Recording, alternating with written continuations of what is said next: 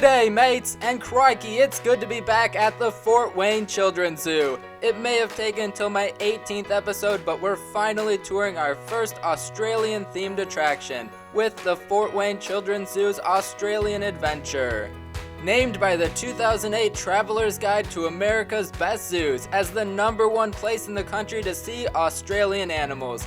It originally opened in 1987, but was largely reimagined in 3 phases from 2014 to 2016.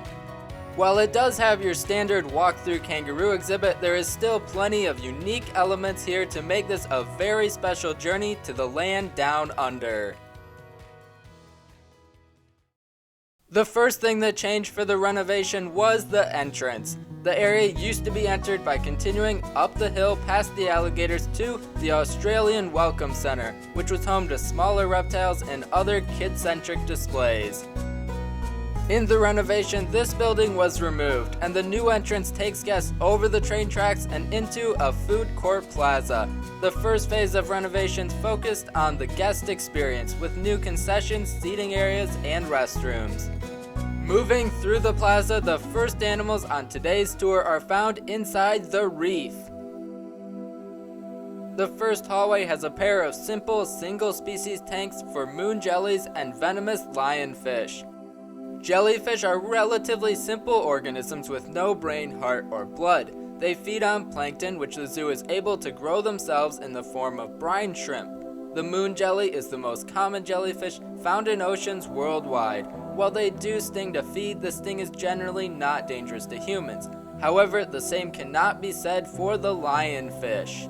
The lionfish's venom is not used for hunting, but rather in self-defense, and it has been used on humans to excruciating results. Their name comes from the arrangement of their fins, which somewhat resembles a lion's mane. These nocturnal hunters are actually becoming a growing problem as an invasive species outside their native range, where they typically have few predators.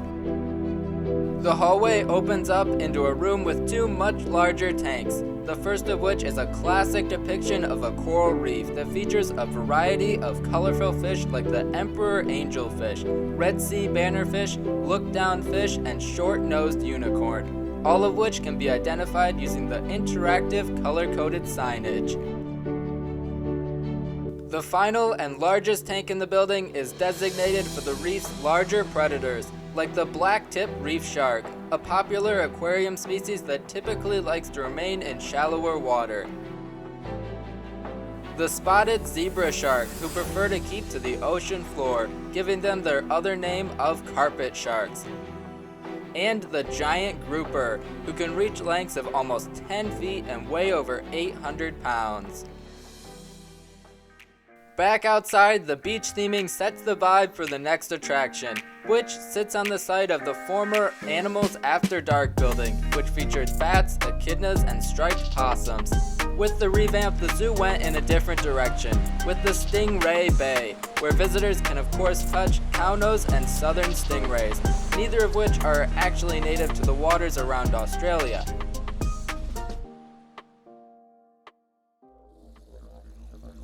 We're now headed over the bridge and into the heart of the Outback. The first thing that calls your attention is not an exhibit. As a kid-centric zoo, Fort Wayne is somewhat known for their rides, with one of the best being the Crocodile Creek Adventure, which invites guests to hop in a dugout canoe and learn about the life cycle of the crocodile, while encircling the entirety of what we're about to see, offering a different perspective for a few of the area's star species. Continuing straight from the adventure ride, before the renovation you would have entered a large walk-through aviary. I don't really have the photos to properly show it, but it was home to many of the same species we'll see later on. It was replaced with the Outback Springs Children's Play Area, another example of the zoo catering to their target demographic. However, if you go to the left, the dirt side trail takes you by a pair of simple bird habitats, with the first one containing the Australian magpie and the head-banging rose-breasted cockatoo, more commonly known by their Aboriginal Australian name, the Gala. The second, nearly identical habitat held their rainbow lorikeets. The 2 pathways meet again at what was the biggest addition that came with the area's makeover, a home for Tasmanian devils, marking the species' return to the zoo after a 12-year absence.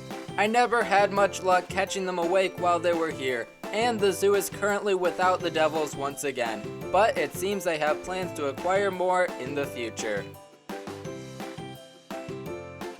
Nearby, another new addition that came with the renovation, the Australian Reptiles. 5 tanks that were hard to film because of the glare, but they do contain the Wheeler's knobtail gecko, black-headed monitor, orange-eyed tree frog, and both carpet and woma pythons. Next up is the central fixture of the entire area, the walk-through kangaroo yard, a very common concept at zoos these days, but Fort Wayne's is one of the better ones in my opinion, partially due to it being excellently incorporated into the rest of the complex rather than a standalone attraction. It is home to a large mob of the somewhat less common eastern grey kangaroo. Natives of course eastern Australia as well as Tasmania, they usually rest through the hottest parts of the day, seeking shade to shelter them from the scorching Australia sun. Fort Wayne is no stranger to having joeys, with 10 born between the years of 2020 and 2021. Joey kangaroos are born the size of a jelly bean after only a 36-day gestation and begin to venture outside the pouch at around 9 months old. The kangaroos can also be seen from the boat ride, giving a different, barrierless viewpoint of Australia's most popular species, and it even gives a behind-the-scenes glimpse of their back holding.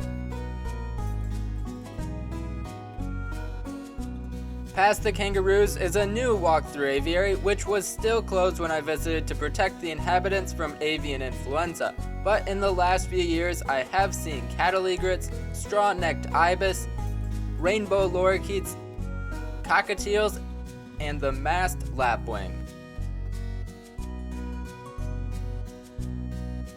The final habitat at the end of the trail is for the Australian dingo, the wild dogs of Australia, who, like the kangaroos, can be seen from the boat ride, again including their back holding areas. While they are not particularly uncommon these days, at one time Fort Wayne was one of the few zoos to display the dingo, potentially due to the debate over whether they can truly be considered a wild species.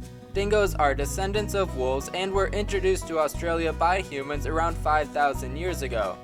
Over time, they bred with domestic dogs, creating dingo dog hybrids, and today only a few hundred of the remaining wild dingoes are actually genetically pure.